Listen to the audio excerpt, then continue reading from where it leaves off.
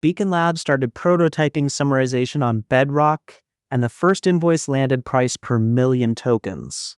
Half the team had never used that word in their lives. Their retrieval quality, meanwhile, hinged on something called embeddings. Two terms nobody could define were quietly deciding what this thing costs and whether it even worked. This is Stack Lessons, and this is Amazon Web Services AI Practitioner Prep. By the end of this video, you'll be able to explain what a token is and why it drives your bill, what an embedding is and why it powers semantic search, and why the transformer architecture is the reason modern models exist at all. These are the load-bearing concepts behind every generative feature on Amazon Bedrock, the vocabulary that turns it from a black box into something you can reason about and budget for. This maps directly to Domain 2 on the Amazon Web Services Certified AI Practitioner exam. Back in episode 2, we nested the terms. Generative AI sits inside deep learning, which is built on foundation models. And you met System B, Beacon Labs' Bedrock foundation model that takes a clinical trial protocol and writes a summary. We treated that model as a black box. Today, we open it up and look at the three concepts working inside: tokens, embeddings, and transformers. Before we go any further, here are 5 terms that carry the whole video. A token is the subword unit a model actually reads, also the unit your bill is counted in. The context window is the ceiling, the maximum number of tokens a model can hold at once, spanning your prompt, any conversation history, documents you've attached, and the reply it generates. An embedding is a fixed-length list of numbers that encodes meaning, positioned so that similar concepts land close together in that numeric space. A vector database is purpose-built to store those embeddings and retrieve the nearest ones to any incoming query. And a transformer is the neural network architecture behind modern language models. It reads an entire sequence in parallel by having each token weigh its relationship to every other token, which is what self-attention means. Each term gets its own deep dive ahead. These 3 phases map directly to a Domain 2 exam objective. And this is the episode that covers the foundations everything else in that domain sits on. The official exam guide lists tokens, embeddings, and transformers alongside chunking, foundation models, diffusion models, and more. Prompt engineering is on that list too. It gets its own episode later. Today we cover what everything else builds on. Here's how the exam guide words it. Every term in that list is connected, and the threads between them run through what we're about to cover. So what is a token really? Before a model processes any text, that text gets split into subword units.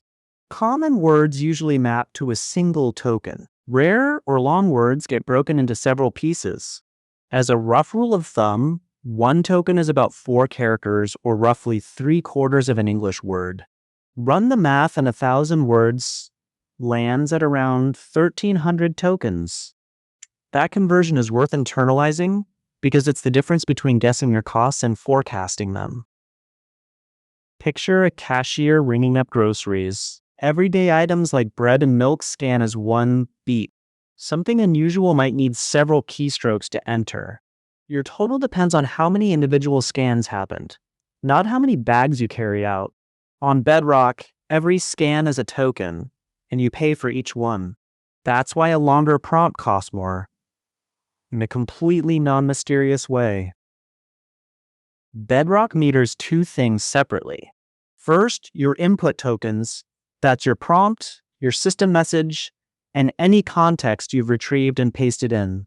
Second, your output tokens, the reply the model generates.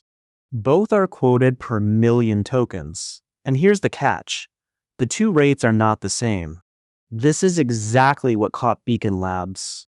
They stuffed 10-page reports into each prompt, which burned through enormous input token budgets before the model wrote a single word of summary. So what does this mean for your bill? Input tokens are cheaper because the model processes them all at once, in parallel. Output tokens cost more because the model generates them one at a time, sequentially. On the Bedrock models we'll look at here, Output tokens run typically 4 to 5 times the input rate. That asymmetry matters when you're designing prompts. A short prompt asking for a long essay can still be surprisingly expensive, while a verbose system message with a brief answer is often the cheaper pattern. Now look at the spread across models. Amazon Nova Micro's input rate is around 3.5 cents per million tokens, the lowest in the family, with output at 14 cents per million. Nova Pro's output rate is $3.20 per million, and Claude Sonnet's output rate is $15 per million. That's the same task priced at wildly different rates depending on which model you reach for. So knowing your token counts is only half the picture, choosing the right model tier is the other half. Tokens also define a hard limit called the context window. This is the maximum number of tokens a model can hold at once. Your prompt, the conversation history, any retrieved documents, and the reply, all combined. Modern models range from around 128,000 tokens up to 200,000 and beyond. Fill that budget up and earlier content gets dropped, or the request simply errors. And here's the part people miss. Quality often starts degrading well before you hit the advertised ceiling. So don't treat the maximum as a safe operating ceiling. That's the whole reason chunking and retrieval exist. You inject only the passages that matter instead of dumping everything in. Quick checkpoint. Tokens are the atomic unit of both cost and context. Input and output are billed separately. An output costs more. Now we shift from counting words to representing meaning, which is where embeddings come in. An embedding is a dense list of numbers, a vector. What makes it special is what those numbers encode, the semantic meaning of a piece of text, or even an image or video. Content with similar meaning maps to nearby points in what we call vector space, regardless of the exact words used. On Amazon Web Services, Amazon Titan Text Embeddings version 2 produces these vectors in your choice of 256, 512, or 1024 dimensions. More dimensions capture more nuance. Fewer dimensions cost less to store. That's a dial you get to tune. Here's how the Bedrock documentation puts it. Text embeddings are meaningful vector representations of unstructured text, documents, paragraphs, sentences. You feed in a body of text, and the output is a single vector. That's the whole contract. Text goes in, a list of numbers comes out, and that list carries the meaning. Picture a city map where every phrase is a building. Here, adverse event risk, patient safety signal, and harmful reaction all sit clustered together on the same street, because they mean roughly the same thing, even though they share almost no words. Off in a different neighborhood entirely sits site enrollment forecast, because that's an unrelated idea. An embedding is the map coordinate of each building. And semantic search means find me every building within a couple of blocks of this coordinate, not find me buildings whose address happens to contain a particular word. This is where embeddings earn their keep. Keyword search looks for the exact words you typed, so it misses synonyms and paraphrases entirely. A search for harmful reaction won't surface a document that says adverse events, even though they mean the same thing. That brittleness shows up constantly with real user language. Semantic search compares meaning instead of spelling. It finds nearby vectors no matter the wording, so harmful reaction and adverse event land together. And that meaning-based retrieval is the engine behind RAG, Retrieval Augmented Generation, the pattern where a model answers questions using documents you've fetched for it. We'll build that out in the later episode. Here's an idea to plant firmly, because we'll build directly on it later. Once you've turned your documents into embeddings, those vectors get stored in a vector database. That database is the retrieval engine. When the Retrieval Augmented Generation episode arrives, this is the exact piece we'll wire together. So lock in the connection now. Embeddings stored in a vector database. A vector database is a store optimized for high-dimensional vectors. The technique that makes it fast is called approximate nearest neighbor search. It trades a tiny, barely perceptible accuracy loss for massive speed gains, returning the closest vectors to your query in milliseconds rather than scanning everything exhaustively. On Amazon Web Services, the default choice for Bedrock knowledge bases is Amazon OpenSearch Serverless. If you're already running a relational database, Aurora offers a vector plugin called PG Vector that bolts the same capability onto your existing tables. Neptune Analytics, DocumentDB, and RDS for PostgreSQL are also options, and their names are on screen if you want to pause. The key thing to take away is that OpenSearch Serverless is the exam default for knowledge bases. Now that you know where vectors are stored, here's the question that determines their quality. What exactly do you put in each one? Suppose you embed an entire 50-page PDF as a single vector. What you get back is the average of everything in it, every detail blurred together into one generic coordinate. It's too vague to retrieve anything precisely. The fix is chunking. You split documents into smaller segments before embedding each one. Then retrieval returns a tight, relevant passage instead of a watered-down summary of the whole file. Think of it this way. If you embedded an entire encyclopedia as one vector, you'd get the average coordinate of all human knowledge, which is useful for absolutely nothing specific. Chunking is like pulling individual entries off the shelf, so you can hand a reader exactly the photosynthesis article rather than all 32 volumes at once. This isn't just community best practice. It's Amazon Web Services' own recommendation. The Titan Embeddings documentation says that for retrieval tasks, you should segment documents into logical segments, such as paragraphs or sections. The model can technically accept up to 8,000 tokens at once, and yet Amazon Web Services still tells you to chunk. That's the signal. Chunking isn't about fitting under a token limit. It's about retrieval quality. A dense 10-page document embedded as a single vector loses all the nuance inside it. Break it into paragraphs, and each paragraph becomes a precise, retrievable unit of meaning. When you chunk, the guiding principle is to split at natural boundaries, paragraph breaks, section headings, wherever the text already pauses. That keeps each chunk semantically coherent.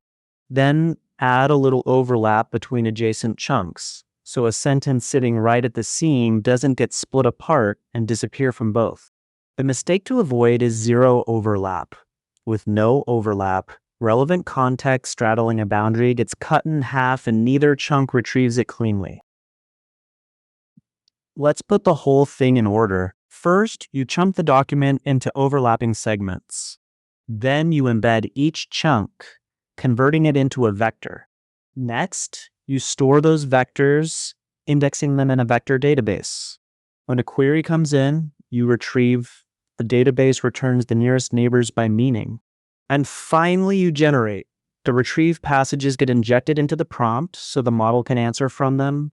Keep that 5-step skeleton in mind as we go one level deeper into the architecture that makes all of it possible. We're halfway. So far, tokens are cost and context. Embeddings are meaning turned into coordinates. And the pipeline is chunk, then embed, then store in a vector database, then retrieve. Now we go one level deeper into the architecture that makes every one of these models possible in the first place. That architecture is the transformer, and to see why it changed everything, you have to start with the problem it replaced. Recurrent neural networks, RNNs, and their variant LSTMs were the standard architecture for processing text before 2017. They read text one word at a time in strict sequence. Information had to travel step by step down the chain and over long distances, meaning got diluted and lost. Worse, that sequential nature meant training couldn't be parallelized, so it simply didn't scale. Then, in 2017, a paper titled "Attention is All You Need" changed the entire approach. Amazon Web Services' own explainer puts the breakthrough cleanly. Unlike earlier deep learning models that process data sequentially, transformers process entire sequences simultaneously through parallelization. That word simultaneously is the whole game. Everything gets looked at once, instead of one step after another. Here's how self-attention feels. The old way was like whispering a message down a line of 100 people. By the time it reaches person 100, some of the meaning has been mangled or lost. Self-attention is like putting all 100 people in one room and letting every person talk to every other person at the same time. Everyone hears everything directly. Nothing degrades over distance. A word at the very start can attend directly to a word thousands of positions later. A transformer has two halves. On the left, the encoder reads the whole input at once and builds a rich, contextual understanding of it. On the right, the decoder generates output, but it does so one token at a time, each new token informed by everything that came before. Information flows from encoder to decoder, so the generation stays grounded in the input. Keep those two roles distinct in your head. Encoder understands, decoder generates. That encoder-decoder design gives us three architecture flavors worth knowing. Encoder-only models like BERT are great at embeddings and classification. They understand input but don't generate. Decoder-only models like GPT, Generative, Pre-trained Transformer, Claude, and the Nova text models do the opposite. They generate text, predicting the next token left to right. And encoder-decoder models like T5 read a full input and then write a full output, a natural fit for translation and summarization. The exam may hand you a use case and ask which architecture fits, so keep those three pairings straight. Here's why this matters beyond trivia. Because self-attention processes everything in parallel, you can train on internet-scale data across huge clusters of graphics processors. That parallelism is precisely what made it economically viable to build models with hundreds of billions of parameters. Without the transformer, the modern foundation model simply wouldn't exist. Every large language model on Bedrock is underneath a transformer. That scale is exactly what defines a foundation model, and it's worth pinning down what that term means before we go further.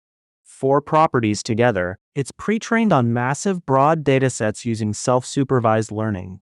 It's adaptable to many different tasks through prompting, through retrieval-augmented generation, or through fine-tuning. It scales to billions or even trillions of parameters, and it serves as a starting point rather than a single-purpose tool. On Bedrock, that family includes Claude, Amazon Nova, Llama, Mistral, and Stable Diffusion. Contrast that with the models from earlier episodes. A traditional machine learning model is a specialist, like a technician trained to read only chest x-rays and nothing else. A foundation model is more like a broadly educated doctor who, given the right framing, can read the x-ray, write a referral letter, explain the diagnosis to a patient, and translate it into another language, all from the same underlying training. That breadth is exactly why the same Bedrock model can summarize, translate, and answer questions. Some foundation models go further. They're multi-modal, meaning they accept or generate more than one type of data. Amazon Nova Pro, Lite, and Premiere all accept text, image, and video inputs. Nova 2 Omni, currently in preview, goes wider still, adding speech on top and handling all 4 modalities in a single model call. The payoff is real. A multimodal model collapses what used to require several specialized pipelines, one for text, one for vision, one for audio, into a single API call.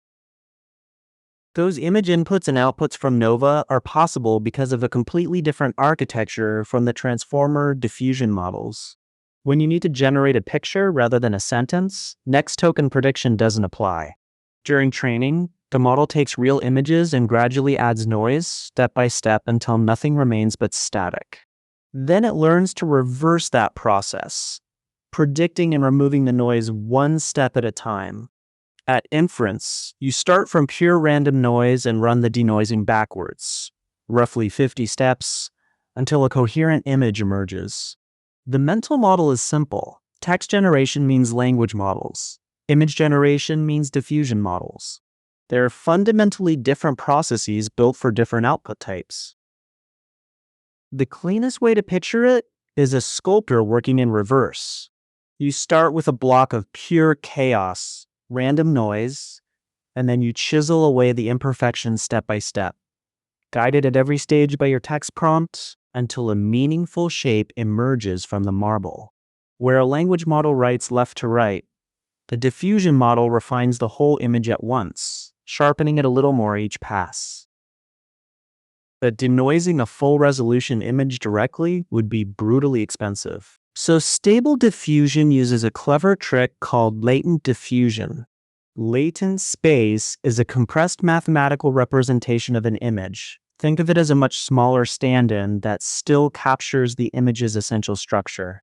Instead of working in pixel space, the raw grid of color values, Stable Diffusion compresses the image into that much smaller latent representation, does all the denoising work there, and only expands back to full pixels at the very end. Same result, a fraction of the compute. Look at the numbers behind that saving. A 512 by 512 color image is about 786,000 values.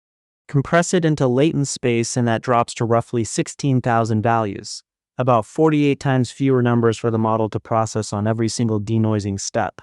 That efficiency is what turned image generation from a research cluster problem into a low-cost cloud API call. Without working in latent space, running 50 denoising steps on full-resolution pixel data would be prohibitively expensive for most use cases. On Bedrock, this shows up as Stable Diffusion 3.5 large, which arrived in December 2024 with 8.1 billion parameters. The pipeline follows the latent diffusion pattern we just covered. Your text prompt gets encoded into a conditioning signal that steers what gets generated. The denoising process runs entirely inside compressed latent space, and once it's done, the decoder expands the result back out to full pixels. The current image lineup on Bedrock is Stability AI's family, SD 3.5 large, Stable Image Core, and Stable Image Ultra. That's enough to reason about which Bedrock model to reach for when a scenario calls for image generation. Let's bring it home. If you remember only two things, make them these. Tokens drive cost. Every token and every prompt and reply is metered, and output costs more than input. Embeddings drive retrieval. They're the coordinates that make semantic search and retrieval augmented generation possible. Then anchor the pipeline, chunk, embed, store in a vector database, retrieve, generate, and keep the architectures distinct. Transformers scale because self-attention runs in parallel, while diffusion models generate images by denoising, not by predicting tokens. Now let's see how well you absorbed all of this with a quick 5-question quiz. Let's test what you've learned. Question 1.